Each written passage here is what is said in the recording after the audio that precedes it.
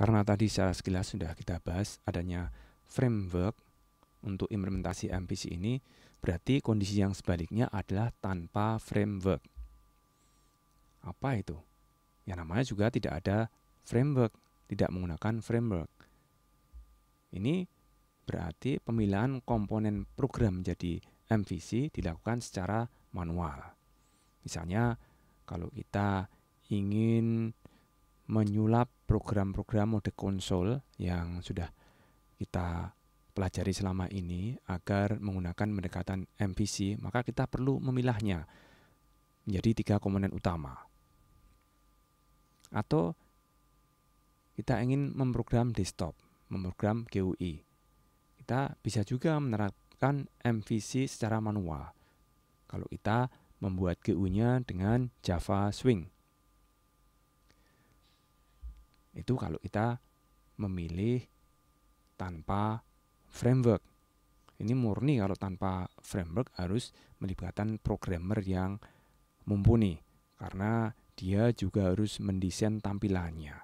Kalau toh dia mau melibatkan desainer, maka sifat kerjanya itu hanya konsultan. Desainernya pasti tidak terlibat dalam pemrograman secara langsung. Dia hanya konsultan saja. Beda masalahnya kalau kita menggunakan framework. Pemilihan komponen program menjadi MVC dilakukan dengan memanfaatkan framework tertentu, seperti Java FXML untuk program desktop, Spring Web MVC untuk program berbasis web, dan sebagainya. Banyak sekali frameworknya, agar pendekatan MVC ini bisa diterapkan. Oke, ini ada satu contoh yang menarik karena ada 4 mode interaksi pengguna atau pelanggan dengan sistem. Ini adalah pelanggan dunia perbankan atau sering disebut dengan nasabah. Nah, dalam interaksi yang pertama ini transaksi dilakukan secara manual. Ya kan, ini dia store uang itu, kemudian dibantu oleh petugas banknya, dicatat begitu ke sistem. Kemudian yang kedua ini interaksinya menggunakan ATM. ATM modenya mode konsol. Cara mandiri kalau ini ya nasabahnya. Kemudian yang ketiga ini menggunakan internet banking dari laptop begitu, dari rumah gitu ya, dari tempat bekerja gitu, tidak harus pergi ke anjungan ATM. Kemudian yang terakhir ini malah menggunakan handphone, menggunakan mobile application. Jadi transaksi perbankan dalam beberapa mode berbeda terkoneksi ke sebuah model data yang sama. Ya, kalau ini datanya berbeda, nanti bagaimana sifat online-nya begitu. Pasti dia terkoneksi ke data yang sama. Nah, kalau programnya bagus dalam mengembangkannya, pasti modelnya pun juga sama.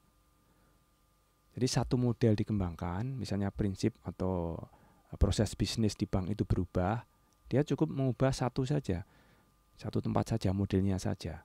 Nanti baik yang dilakukan oleh tellernya di sini, sudah otomatis dia akan menyesuaikan. Kemudian yang menggunakan internet banking juga sudah otomatis.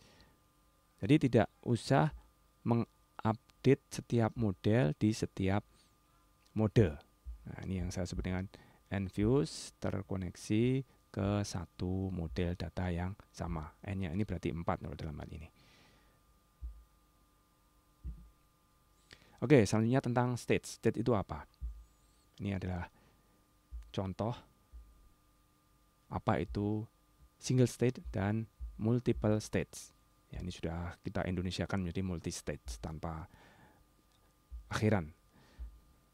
Mudahnya kalau single state itu satu aplikasi, satu tampilan. Kalau yang multi state, satu tampilan utama bisa membuka tampilan yang lain. Ini pun nanti juga bisa membuka tampilan yang lain lagi. Ini multi stage. Seperti stage di dunia nyata gitu ya. Stage itu adalah panggungnya. pentas band, musik band gitu kan. Hanya band tunggal, ya, itu cukup satu panggung saja. Tapi kadang ada band yang anggotanya banyak, itu perlu banyak panggung. Nah, ini kalau di dunia programmer, di dunia kita menyangkut tampilan itu kan, stage, panggung itu kan tampilan, tontonan, tampilan. Nah, ada stage, ada panggung, ada scene, pemandangan. Jadi pemandangan ini didapat dari apa yang ada di panggung, apa yang ada di stage. Tergantung sudut pandangnya dari mana. Di satu panggung yang sama, kalau sudut pandangnya berbeda, nanti akan ada beberapa scene. Kemudian di atas scene ini nanti akan ada shape, ada bentuk-bentuk gitu ya. Nah, bentuk-bentuk bisa dijadikan satu kalau dia merupakan satu kesatuan sebagai grup. Jadi kalau mau dibuat hierarki menjadi seperti ini. Yang paling besar adalah state, paling tinggi gitu ya, karena ini memuat semuanya. Kemudian di bawahnya adalah scene, tampilannya, pemandangannya seperti apa, dari depan, dari belakang, atau dari samping. Kemudian di dalam satu sudut pandang itu bisa memuat apa yang dilihat, atau ada shape-nya, ada bentuk-bentuknya yang dilihat. Nah, bentuk-bentuk itu bisa dikelompokkan sebagai grup. Itulah kenapa grup juga disebut dengan root node, simpul, akar simpulnya gitu ya. Ya, akar itu mengumpul menjadi satu. Ya, akarnya kalau pohon, ya, akarnya kemana-mana gitu. Tapi akhirnya dibuat simpul. Ya, itu bagian dari pohon yang memang akarnya kesatuannya itu ya. Nah, software yang penting sekali untuk membuat tampilan dalam framework MVC ini adalah Scene Builder. Nah, ini asalnya dari tadi, dari lapisan-lapisan tadi, scene ini ya. Bagaimana membuat pemandangan atau scene. Pemandangan itu apa? Tampilan. Tampilan dari apa? Tampilan dari data yang ada di model. Bagaimana dia ditampilkan. Itulah scene. Nah, itu akan mudah kalau dibuatnya dengan Scene Builder. Jadi, Scene Builder ini adalah program yang khusus digunakan untuk mendesain tampilan atau scene. Ini bisa diinstal independen di luar NetBeans. Kalau misalnya kita ingin melibatkan orang yang bisa membuat tampilan dengan bagus gitu. Ya, dia disuruh saja membuat tampilannya di sini. Komponen-komponen atau objek-objek visual di sini. Kalau dia ahli, dia punya jiwa seni, seharusnya lebih bagus daripada kita. Kita yang nanti memprogramnya. Kemudian apa yang ada di sini itu tanggung jawab kita untuk mengintegrasikannya dengan model dan controller. Nah, ini akan saya jelaskan bagian-bagian penting dari tampilan Scene Builder ketika sudah dibuka. Ini yang pertama ini ya. Ini yang pertama, ini adalah tampilan antar mukanya sendiri. Antar muka ini ya seperti tadi ya. Ini adalah panggungnya begitu kan untuk membentuk scene. Nah, di dalam scene ada grup. Grup itu kalau di Scene Builder disebut dengan container. Jadi kita bisa memilih container. Di contoh ini adalah Anchor Pen ya. Ini bisa kita klik, kita drag gitu ya, kita seret ke sini. Kemudian menjadi ini yang dibatasi oleh batas emas ini. Jadi container atau grup ini adalah komponen penampung komponen yang lain. Kemudian di dalamnya ada 4 shape, tapi 3 macam. Ya kan? Yang 2 shape ini sama, button. Kemudian yang paling atas ini label, di bawahnya adalah text field. Terus bagian yang lain yang nanti akan sering dipakai adalah bagian hierarki. Nah, hierarki ini menunjukkan komponen ini ada di mana, ada di grup mana gitu ya. Ya, ini ada 4 komponen ini ya. Ada 4 shape yang dia masuk di dalam Anchor Pen. Jadi ini bisa diklik, terus dia nanti bisa menutup dan bisa di-expand gitu kan. Kemudian di bawahnya ini adalah bagian controller. Ini digunakan untuk memilih file controller. Tentu saja ini akan berfungsi pemilihannya jika file controllernya lebih dari satu. Ya, kalau satu ya bukan memilih tapi mengisikan gitu. Ini bisa diklik, kemudian akan berisi file controller yang dimaksud.